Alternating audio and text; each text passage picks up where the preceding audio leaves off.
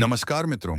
पिछले एपिसोड में हमने the millionaire next door book के बारे में बात की थी। मैं हूं आपका साथी बुक बैंटर और मैं डेली आपके लिए लेकर आता हूं दुनिया की सबसे प्रभावशाली किताबों की ऑडियो समरी जो आपको देती है कम समय में ज्यादा ज्ञान। आज हम बात करेंगे रामित सेठी के द्वारा लिखी book I will teach you to be rich के बारे में। तो बिना किसी देरी के स्टार्ट करते हैं आज का एपिसोड। नमस्कार। पैसे को लेकर हमारी सोच अक्सर कितनी उलझी हुई होती है ना। कभी लगता है भाई सब कुछ जानना जरूरी है तभी कुछ कर पाएंगे, कभी लगता है अमीर बनने के लिए एकदम कंजूस बनना पड़ेगा। आज हम इन्हीं उलझनों को सुलझाने की कोशिश करेंगे। रामित सेठी की किताब है I will teach you to be rich playbook, उसके कुछ खास हिस्सों पर बात करेंगे। हाँ, तो ये चर्चा किताब के जो मुख्य आइडियाज हैं उन पर ही आधारित है। और हमारा आज का मिशन, देखो, पैसे संभालने के तरीके को ना आसान बनाना है। ये जो परफेक्शन वाली सोच है कि सब कुछ परफेक्ट हो, उसको पीछे छोड़कर ऐसे ऑटोमेटिक सिस्टम बनाने पर ध्यान देना जो हमारे लिए काम करें, ताकि हम अपनी जिंदगी जी सकें यार। हम देखेंगे कि कैसे सोच समझकर खर्च करके, निवेश को बिल्कुल सिंपल बनाकर और कुछ बड़ी जीतें हासिल करने पर फोकस करके एक बेहतर फाइनेंशियल लाइफ बना सकते हैं। और वो भी मजे की बात, अपनी पसंदीदा चीजों को छोड़े बिना। तो क्या वाकई वो रोज की महंगी कॉफी पीना या छुट्टियों पर जाना ठीक हो सकता है?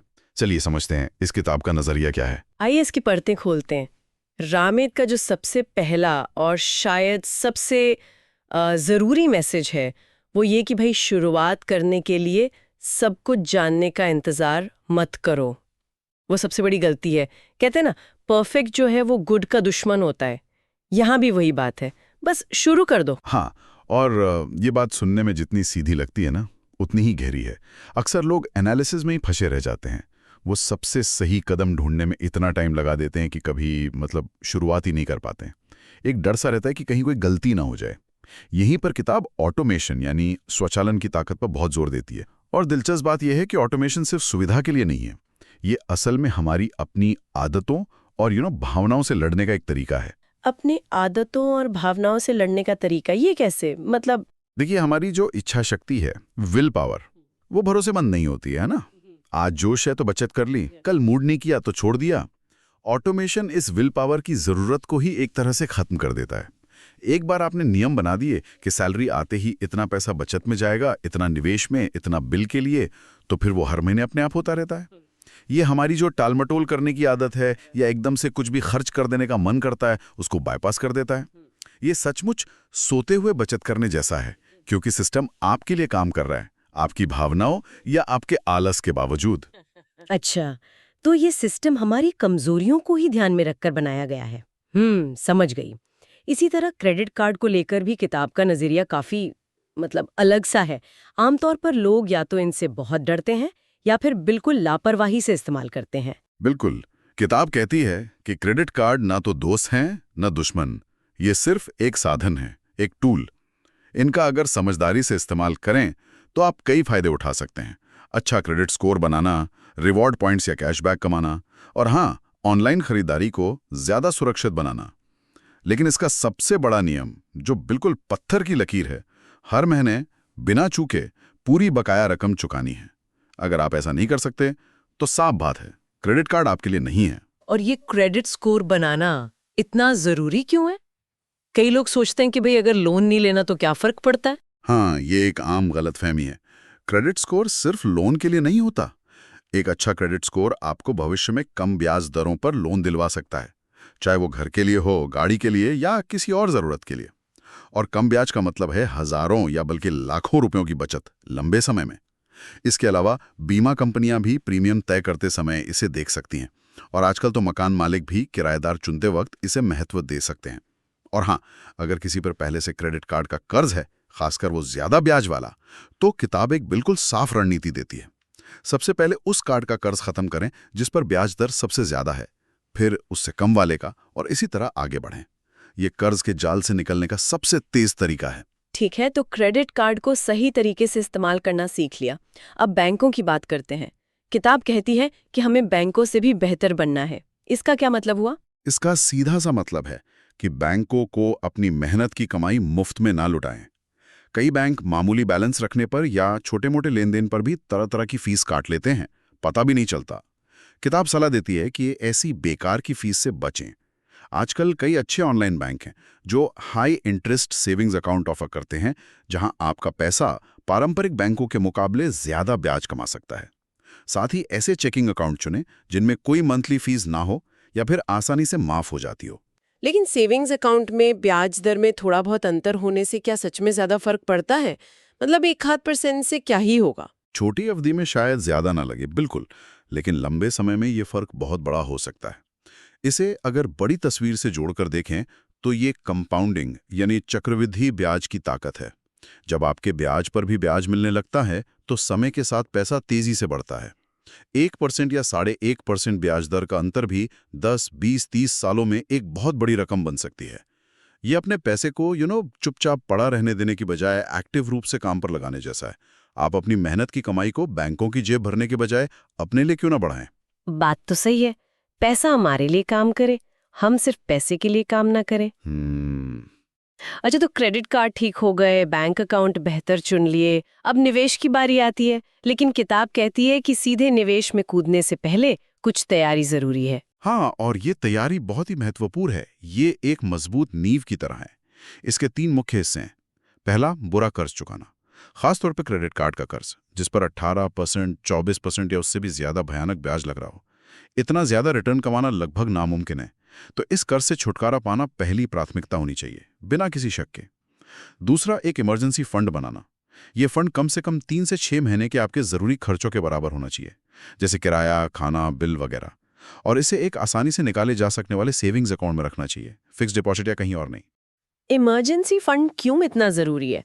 मतलब वो पैसा तो बस पड़ा रहेगा, उस पर निवेश करके ज्यादा रिटर्न नहीं कमा सकते? इमरजेंसी फंड का मकसद रिटर्न कमाना है ही नहीं, उसका मकसद है सुरक्षा देना। सोचिए, अगर अचानक नौकरी चली जाए या कोई बड़ी मेडिकल इमरजेंसी आ जाए और आपके पास कोई बचत ना हो, तो क्या होगा? आपको शायद मजबूरी में अपने निवेश घाटे में बेचने पड़े या फिर और कर्ज लेना पड़े। इमरजेंसी फंड आपको ऐसे मुश्किल वक्त में आर्थिक और सच कहूं तो मानसिक शांति देता है। यह आपको बिना डरे निवेश जारी रखने की हिम्मत भी देता है। और तीसरा कदम है, जैसा हमने पहले बात की, बचत और निवेश को ऑटोमेट करना, ताकि ये आपकी रोजमर्रा की व्यस्तता या मूड पर निर्भर न रहे। ये नींव तैयार होने के बाद ही असली इमारत खड़ी हो सकती है। सही बात है। और यहीं पर रामित का वो मशहूर आइडिया आता है जिसके बारे में मैंने शुरू में कहा था, कॉन्शियस स्पेंडिंग, यानी सोच समझकर खर्च करना। ये मुझे वाकई बहुत पसंद आया। हाँ, ये जो पारंपरिक बजटिंग की सोच है ना, उससे काफी अलग है। पारंपरिक बजटिंग अक्सर हर छोटी चीज पर कटौती करने, हर कॉफी का हिसाब रखने पर जोर देती है, जो बहुत से लोगों के लिए, सच कहूं तो, बड़ा थकाऊ और बोरिंग हो जाता है। रामित का नजरिया कहता है, भाई उन चीजों को पहचानिए जिनसे आपको सच में खुशी मिलती है, जो आपके लिए मायने रखती हैं, और उन पर खुलकर पैसा खर्च करें बिना किसी अपराध बोध के। खुलकर खर्च करें मतलब, अगर मुझे रोज बाहर अच्छी कॉफी पीना पसंद है या साल में एक बार विदेश घूमना पसंद है, तो क्या ये ठीक है? आमतौर पर तो फाइनेंशियल सलाह यही होती है कि ऐसी चीजों पर कटौती करो। यहीं पर बात असल में दिलचस्प हो जाती है। किताब कहती है, हाँ ये बिल्कुल ठीक है अगर, और ये अगर जरूरी है, अगर ये आपके प्लान का हिस्सा है और आप इसके लिए तैयार हैं। इसका दूसरा पहलू भी है, जिन चीजों की आपको बिल्कुल परवाह नहीं है, उन पर बेरहमी से कटौती करें। शायद आपको ब्रांडेड कपड़ों का शौक नहीं या लेटेस्ट गैजेट्स की जरूरत महसूस नहीं होती, तो उन चीजों पर पैसा बचाएं। ये कंजूसी नहीं है, ये अपने पैसे का बेहतरीन और सबसे संतोषजनक इस्तेमाल है। लेकिन ये कैसे पता चलेगा कि कौन सी चीजें वाकई मायने रखती हैं और कौन सी नहीं? हम अक्सर दूसरों को देखकर या विज्ञापन देखकर चीजें खरीदने लगते हैं। बिल्कुल, यहाँ आत्म जागरूकता यानी सेल्फ अवेयरनेस बहुत महत्वपूर्ण है। आपको खुद से पूछना होगा, मेरा पैसा कहाँ जाना चाहिए जिससे मुझे सबसे ज्यादा खुशी या संतोष मिले? क्या वो अनुभव है, जैसे घूमना, कुछ नया सीखना, या सुविधा है, जैसे घर के पास रहना, कोई ऑनलाइन सर्विस लेना, या फिर रिश्ते हैं, जैसे परिवार की मदद करना, दोस्तों के साथ अच्छा वक्त बिताना? ये जवाब हर किसी के लिए अलग होगा, बिल्कुल अलग। आपको अपने खर्च को अपने निजी मूल्यों, अपनी पर्सनल वैल्यू से जोड़ना होगा, ना कि सामाजिक दबाव या इंस्टाग्राम पर दिखने वाली परफेक्ट जिंदगी से। अच्छा, तो ये एक तरह से अपने पैसे को अपनी प्रायोरिटीज के हिसाब से दिशा देना है। और इस सोच समझकर खर्च वाले सिस्टम को भी ऑटोमेशन से जोड़ा जा सकता है। हाँ, बिल्कुल। कॉन्शियस स्पेंडिंग का मतलब ये नहीं कि आप हर एक खर्च के बारे में हर वक्त सोचते रहें। ऑटोमेशन यहां भी काम आता है। जब आपकी सैलरी आती है, तो पहले से तय रकम ऑटोमेटिकली आपके बचत खाते में, निवेश खाते में, बिल भुगतान के लिए और हाँ, आपके गिल्ट फ्री स्पेंडिंग यानी मजे करने वाले पैसे के लिए भी अलग हो जाती है। जो पैसा आपकी चेकिंग अकाउंट में बचता है, उसे आप अपनी पसंद की चीजों पर खर्च कर सकते हैं, ये जानते हुए कि आपके जरूरी लक्ष्य पूरे हो रहे हैं। यह आपको एक तरह की मानसिक आजादी देता है। ये तो कमाल का सिस्टम है, सच में। अच्छा, अब निवेश की बात करते हैं। बहुत से लोग निवेश से इसलिए घबराते हैं क्योंकि उन्हें लगता है कि ये बहुत जटिल है, इसके लिए कोई विशेषज्ञ बनना पड़ेगा या रोज बाजार पर गिद्ध की तरह नजर रखनी होगी। ये एक बहुत बड़ा मिथक है जिसे किताब जोर देकर तोड़ती है। सच तो यह है कि ज्यादातर पेशेवर फंड मैनेजर भी लंबे समय में बाजार के औसत रिटर्न को बीट नहीं कर पाते। तो एक आम निवेशक के लिए लगातार सही स्टॉक चुनना या बाजार के उतार चढ़ाव का सही अंदाजा लगाना ये लगभग नामुमकिन है। तो फिर समाधान क्या है? कैसे करें निवेश? समाधान है सरलता, सिंप्लिसिटी। किताब सरल, कम लागत वाले निवेश विकल्पों पर जोर देती है, जैसे कि इंडेक्स फंड। ये ऐसे म्यूचुअल फंड होते हैं जो किसी पूरे बाजार सूचकांक, जैसे इंडिया में निफ्टी 50 या सेंसेक्स, की बस नकल करते हैं। इनमें आपका पैसा उस सूचकांक की सभी बड़ी कंपनियों में थोड़ा थोड़ा लग जाता है अपने आप। दूसरा अच्छा विकल्प है टारगेट डेट रिटायरमेंट फंड।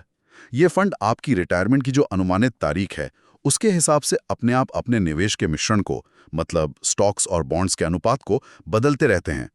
जैसे जैसे आप रिटायरमेंट के करीब पहुंचते हैं, ये अपने आप जोखिम कम करते जाते हैं। बहुत सुविधाजनक है। लेकिन ये तरीके सुनने में थोड़े उबाऊ से लगते हैं। Index fund, target date fund, क्या ये वाकई काम करते हैं? क्यों ये जटिल रणनीतियों से बेहतर हैं? हाँ, उबाऊ जरूर लग सकते हैं। इनमें रोज रोज का थ्रिल नहीं है, लेकिन इनके काम करने के ठोस कारण हैं। पहला, इनकी फीस आमतौर पर बहुत कम होती है। एक्टिव रूप से मैनेज किए जाने वाले फंड्स की तुलना में बहुत ही कम, और फीस का सीधा असर आपके रिटर्न पर पड़ता है, ये याद रखना जरूरी है। दूसरा, ये आपको तुरंत विविधीकरण यानी डाइवर्सिफिकेशन देते हैं। आपका पैसा किसी एक दो कंपनी में लगने के बजाय सैकड़ों या हजारों कंपनियों में बढ़ जाता है, जिससे जोखिम काफी कम हो जाता है। तीसरा, आप बाजार को हराने की मुश्किल कोशिश करने के बजाय समय के साथ बाजार का औसत रिटर्न हासिल करते हैं, जो ऐतिहासिक रूप से काफी अच्छा रहा है। और सबसे महत्वपूर्ण है चक्रवृद्धि ब्याज यानी कंपाउंड ग्रोथ की ताकत। जब आपका पैसा साल दर साल रिटर्न कमाता है और फिर उस रिटर्न पर भी रिटर्न मिलता है, तो समय के साथ आपकी छोटी सी बचत भी एक वाकई बड़ी रकम बन सकती है। ये लंबी अवधि के निवेश का असली जादू है। बिल्कुल सही कहा। जरूरी ये नहीं कि आप कितनी बड़ी रकम से शुरुआत करते हैं, जरूरी है कि आप जल्दी शुरू करें और नियमित रूप से निवेश करते रहें, चाहे वो महीने के 5,000 रुपए हों या सिर्फ $50। समय आपका सबसे बड़ा दोस्त है, खासकर कंपाउंडिंग के मामले में। यह तरीका निवेश को सबके लिए सुलभ बनाता है, इसे डरावना या सिर्फ विशेषज्ञों के लिए आरक्षित नहीं रहने देता। अच्छा, तो एक बार ये ऑटोमेटेड सिस्टम सेट हो गया, बचत हो रही है, बिल भुगतान हो रहा है, निवेश भी हो रहा है, तो क्या हमें रोज-रोज अपने खातों को चेक करते रहना है, चिंता करनी है? बिल्कुल नहीं।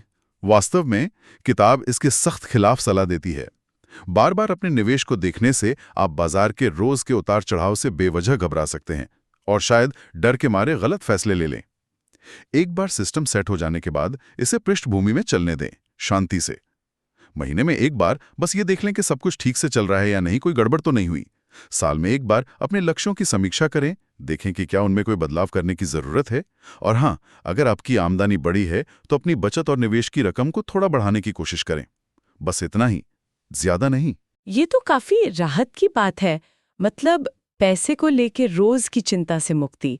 इसके साथ ही किताब एक और दिलचस्प बात कहती है, बड़ी जीतों पर ध्यान केंद्रित करने की। इसका क्या मतलब है? इसका मतलब है कि अपनी ऊर्जा, अपना समय उन चीजों पर लगाएं जिनका आपकी आर्थिक स्थिति पर बड़ा और लंबे समय तक असर हो सकता है, बजाय इसके कि आप छोटी छोटी चीजों पर, जैसे रोज की चाय कॉफी पर कटौती करने में घंटों बर्बाद करें। जैसे रोज की कॉफी छोड़ने से आप शायद साल में कुछ हजार रुपए बचा लें, ठीक है, लेकिन अपनी सैलरी बढ़वाने के लिए सफलतापूर्वक बातचीत करने से आपको हर साल शायद लाखों का फायदा हो सकता है, और ये फायदा आपके पूरे करियर तक बढ़ता रहेगा, कंपाउंड होता रहेगा। अच्छा, तो बड़ी जीतें कौन सी हो सकती हैं? सैलरी बढ़ाना तो एक बड़ा उदाहरण हुआ। हाँ, सैलरी नेगोशिएशन सबसे बड़ा उदाहरण है। किताब में तो इसके लिए बाकायदा फ़ोन पर या मीटिंग में क्या कहना है इसकी स्क्रिप्ट भी दी गई है, ताकि लोगों को ये मुश्किल काम थोड़ा आसान लगे।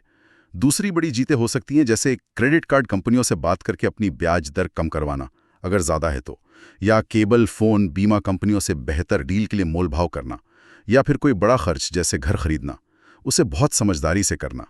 ये वो 20% प्रयास हैं जो 80% परिणाम ला सकते हैं। इसे वित्त में 80-20 नियम कह सकते हैं। अपनी ऊर्जा यहाँ लगाना ज़्यादा समझदारी है, बजाय रोज़ के 50 रुपए बचाने की चिंता करने के। ये तो बहुत ही व्यावहारिक सलाह है। ऊर्जा वही लगाओ जहां सबसे ज्यादा फायदा हो।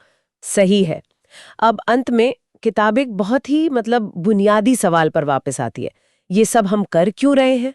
पैसा कमाना, बचाना, निवेश करना, इसका असली मकसद क्या है? हाँ, और यही शायद सबसे ज़रूरी सवाल है।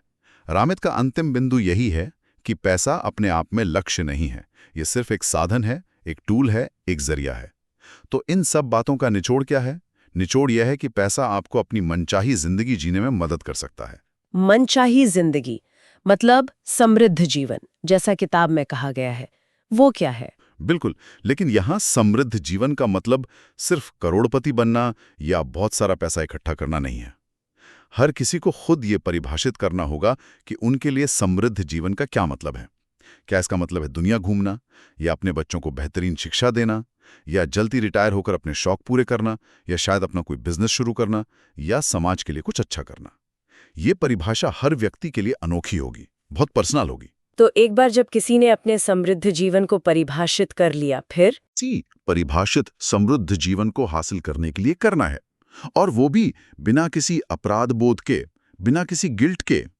अगर घूमना आपके समृद्ध जीवन का हिस्सा है, तो उसके लिए पैसा खर्च करते हुए बुरा महसूस ना करें, क्योंकि आपने उसके लिए योजना बनाई है, वो आपके सिस्टम का हिस्सा है।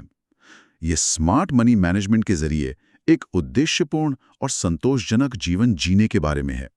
पैसे को चिंता का विषय बनाने के बजाय उसे अपने लक्ष्यों को पूरा करने का एक शक्तिशाली जरिया बनाना है। चलिए, तो आज की इस पूरी चर्चा के जो मुख्य टेकअवेज हैं उन्हें एक बार संक्षेप में दोहरा लेते हैं। पहला, शुरुआत करने के लिए परफेक्ट पल का इंतजार न करें, बस आज ही शुरू करें, चाहे छोटे से ही क्यों ना हो। दूसरा, अपनी बचत और निवेश को ऑटोमेट करें ताकि इच्छा शक्ति पर निर्भरता कम हो और निरंतरता बनी रहे। तीसरा, सोच समझकर खर्च करें, उन चीजों पर खुलकर खर्च करें जो आपके लिए सच में मायने रखती हैं, और बाकी पर बेरहमी से कटौती करें। चौथा, निवेश को सरल रखें।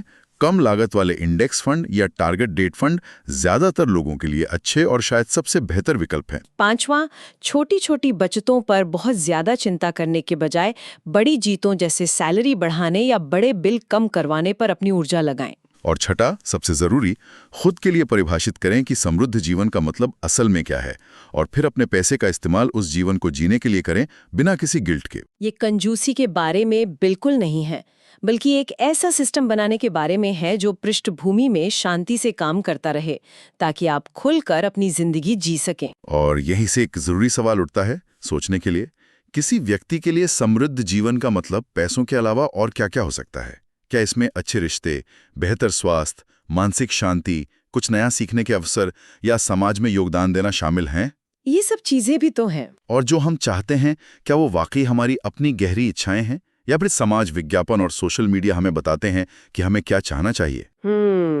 ये सोचने का एक अच्छा विषय है कि हमारे व्यक्तिगत मूल्य हमारी खर्च करने की आदतों से कैसे जुड़े हैं, और क्या हम सच में अपने पैसे का इस्तेमाल उन चीजों के लिए कर रहे हैं जो हमारे लिए सबसे ज्यादा मायने रखती हैं। पैसे को लेकर अपनी गहरी मान्यताओं पर विचार करने के लिए यह एक महत्वपूर्ण बिंदु है। अगर आप इस तरह की और भी शानदार ऑडियो बुक समरी सुनना चाहते हैं, तो अभी सब्सक्राइब करें। और आपको इस समरी से सबसे बड़ी सीख क्या मिली, नीचे कमेंट में साझा करें। तो मिलते हैं नेक्स्ट एपिसोड में नई ऑडियो बुक के साथ। तब तक के लिए नमस्कार।